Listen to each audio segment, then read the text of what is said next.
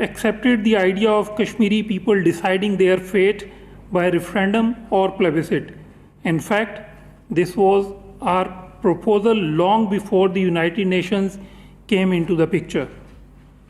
Later, while taking part in a debate on Kashmir in the 765th meeting of the Security Council on 24th of January 1957, the Indian representative, Mr. Krishna Menon, said, and I quote, "There is nothing that has been said on behalf of the Government of India which in the slightest degree indicates that the Government of India or the Union of India will dishonor any international obligations it has undertaken."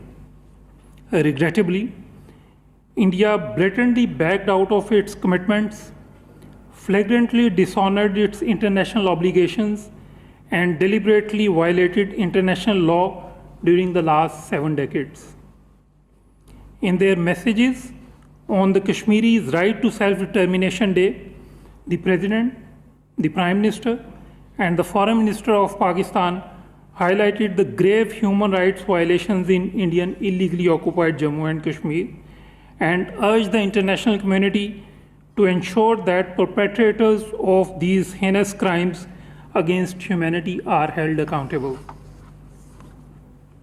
They reaffirmed Pakistan's steadfast support for the Kashmiri people till the realization of their inalienable right to self-determination. Pakistan has approached the United Nations Secretary General, the UN High Commissioner for Human Rights, and the European Union to seek immediate release of Kashmiri human rights activist and political leader Ms. Asia Andrabi, who remains incarcerated in infamous Indian Tihar jail. It has been highlighted that Ms. Andrabi's life is in danger owing to imminent risk of persecutory conviction by a sham court on 18th of January 2021. The Indian authorities have put Ms. Andrabi on trial on trumped-up charges, deliberately accelerated the trial, and set aside due process of law, reflecting malicious intent with clear indications of looming judicial murder of Ms. Andrabi. India's blatant attempts to portray the legitimate Kashmiri struggle as terrorism and to persecute its leaders through concocted cases is a clear violation of the UN Charter, UN Security Council and UN General Assembly resolutions, and international human rights and humanitarian law. Voices from around the world continue to condemn inhuman oppression of the Kashmiri people and illegal and inhuman incarceration of the Kashmiri leadership, particularly Ms. Asia Andrabi. Pakistan welcomes the statement by the Independent Permanent Human Rights Commission of the Organization of Islamic Cooperation. The statement strongly condemns the illegal and inhuman incarceration of Ms. Andrabi and her 2 female associates in Tihar jail on concocted and baseless charges. The Commission has urged the United Nations, the OIC member states, and the international human rights community to put pressure on the Indian government to immediately release Ms. Andrabi and her associates and all other political prisoners, repeal its discriminatory laws which are incompatible with human rights standards, and immediately halt its gross and systematic human rights violations, provide access to UN and OIC fact-finding missions, and cooperate in the establishment of a commission of inquiry under the UN auspices, and implement relevant UN Security Council and OIC resolutions allowing Kashmiris to exercise their legitimate right to self-determination. The Malaysian Consultative Council of Islamic Organization, called MEPIM, has also strongly condemned worsening human rights violations, extrajudicial killings, illegal demographic change, inhuman incarceration of Kashmiri leaders, particularly Ms. Andrabi and her associates. Pakistan categorically rejects completely unwarranted assertions by the Indian Ministry of External Affairs in connection with the Hindu temple incident in Karak. This is not the first time the Indian government has tried to feign concern for minority rights elsewhere while being the most egregious and persistent violator of minority rights itself. From the Discriminatory Citizenship Amendment Act to the National Register of Citizens, from the Gujarat massacre of 2002 to the Delhi pogrom of 2020, from the demographic reprehensible demolition of Babri Mosque in 1992 to the despicable acquittal of the accused by the Indian court in 2020, from blaming Muslims for spreading coronavirus to the banning of interfaith marriages, from cow vigilantism and mob lynchings to terming the Muslims of West Bengal termites and threatening to throw them into the Bay of Bengal, from extrajudicial killings of innocent Kashmiris to the blatant attempts to turn Muslims into a minority in Indian illegally occupied Jammu and Kashmir through distribution of fake domicile certificates. The RSS BJP regime's record is replete with instances of gross and systematic violations of rights of the minorities, in particular Muslims. As a perennial purveyor of state-sponsored discrimination against its minorities, India is in no position to pontificate on the issue of minority rights elsewhere. The clear difference between India and Pakistan in respect of minority rights can be gauged from the fact that the accused in the Karak incident were immediately arrested. Orders were issued for repair of the temple. The highest level of judiciary took immediate notice and senior political leadership condemned the incident.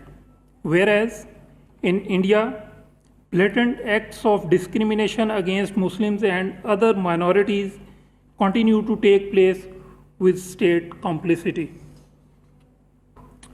Now coming to the situation in Indian illegally occupied Jammu and Kashmir, in complete disregard of its international legal and moral obligations, India has continuously subjected the people of IIOJK to a brutal military siege, inhuman restrictions, and state terrorism for an unprecedented 521 days since India's illegal and inhuman actions of 5th August 2019. Pakistan strongly condemns the latest extrajudicial killings by the Indian occupation forces of 3 Kashmiri youth in Srinagar on 29th of December 2020.